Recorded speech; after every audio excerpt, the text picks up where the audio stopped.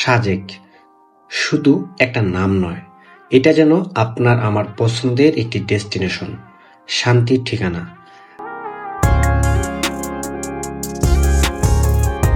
রাঙামাটি জেলার বাঘাইছড়ি উপজেলার ভারতের নিঝুম সীমান্তে ঘেঁষে অবস্থিত এই স্থানটি সমুদ্রপৃষ্ঠ থেকে এর উচ্চতা প্রায় 1800 ফুট।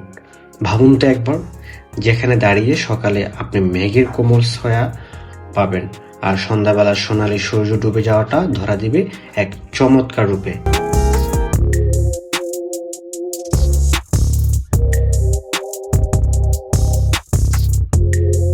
মেঘ আর পাহাড় মিলে তৈরি করে এক অনন্ত ক্যানভাস, যেখানে আপনি খুঁজে পাবেন শান্তি আর স্বপ্নের ঠিকানা। আজকের এই ভিডিওটি সম্পূর্ণ দেখলে সাজেক ভ্রমণের জন্য আপনি একটি সম্পূর্ণ গাইডলাইন পেয়ে যাবেন। কিভাবে যাবেন, কোথায় থাকবেন এবং শীতের এই মনোরম আবহাওয়াকে কিভাবে আপনার পছন্দের এই জায়গা উপভোগ করতে পারেন। তাহলে আর দেরি কেন, সাজেক শুরু করা যাক আমাদের আজকের যাত্রা। আমাদের যাত্রা শুরু হয়েছিল ঢাকা সায়দাবাদ বাস টার্মিনাল থেকে। গাড়িতে ওঠার পর কিছুক্ষণ অপেক্ষা, তারপর গভীর রাতে শুরু হলো আমাদের সেই বহু প্রতীক্ষিত সাজেক যাত্রা।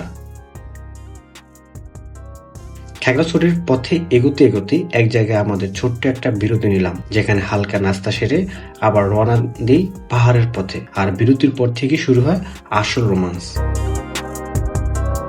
আঁকাবাঁকা সেই পাহাড়ি রাস্তা, একদিকে সবুজ পাহাড়ের চাদর, অন্যদিকে গভীর খাদ। প্রতিটি বাঁকে যেন বুকটা সেট করে উঠছিল। মনে হচ্ছিল কখন যে পৌঁছে যাব সাজেকে। সেই অপেক্ষা যেন শেষই হচ্ছিল না। অবশেষে দীর্ঘ পথ পাড়ি দিয়ে ভোরের আলো ফোটার আগে আমরা পৌঁছে যাই খাগড়াছড়ি শহরে। বাস থেকে নেমে সকালে গরম গরম খিচুড়ি দিয়ে নাস্তা সেরে নিলাম। এরপর শুরু হলো সাজেকের সবচেয়ে পরিচিত রোমাঞ্চকর যান, চাঁদের গাড়ি। পাহাড়ের বুক ছিঁড়ে চলা রাস্তা, নীল আকাশ, সবুজ পাহাড় আর প্রকৃতির অপরূপ সৌন্দর্য, সব মিলিয়ে অনুভূতিটা ছিল ভাষায় প্রকাশ করার মতো নয়। প্রতিটি সেকেন্ড মনে হচ্ছিল যেন ফটোগ্রাফের ফ্রেমের ভেতর দিয়ে যাচ্ছি আমরা।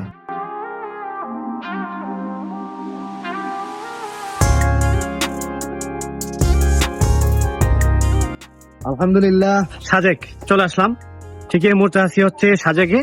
আমরা এখন যাব হচ্ছে আমাদের বুকিং করা হোটেলে। ওয়াও, যেই ভিউ দেখে আসছি মনে হচ্ছে 20 টাকার ভিউ।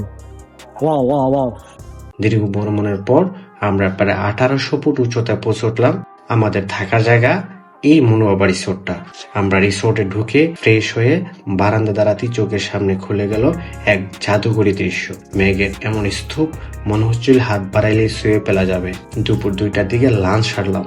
লাঞ্চের পরে আবার রওনা দিলাম আরো উঁচু এক পাহাড়ের দিকে। চাঁদের গাড়িতে চেপে কাছ থেকে মেঘ দেখা, পাহাড়ের বিশালতা অনুভব করা সত্যি না এলে বিশ্বাস করা যায় না।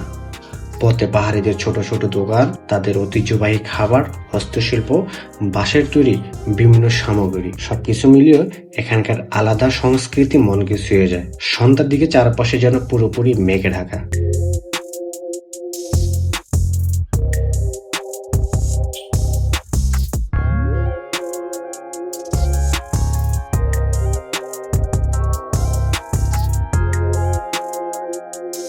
বিকেলবেলার ঘোরাঘুরির পর রাতে আমরা উপভোগ করলাম সাজেকের সবচেয়ে জনপ্রিয় বারবিকিউ ডিনার।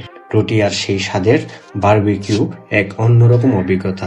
পরদিন সকালে ঘুম ভেঙে দেখি চারপাশে এত মেঘ, মনে হচ্ছিল যেন আকাশ নেমে এসেছে পাহাড়ে। এমন দৃশ্য চোখে না দেখলে কখনোই বোঝা যাবে না সাজেক।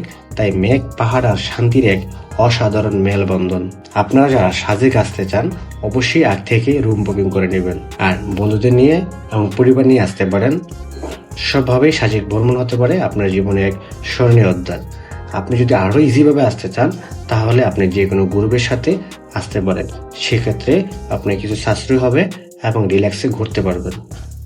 সো আজকের ভিডিওটা এই পর্যন্তই। সবাই ভালো থাকবেন, সুস্থ থাকবেন। দেখা হবে পরবর্তী ভিডিওতে।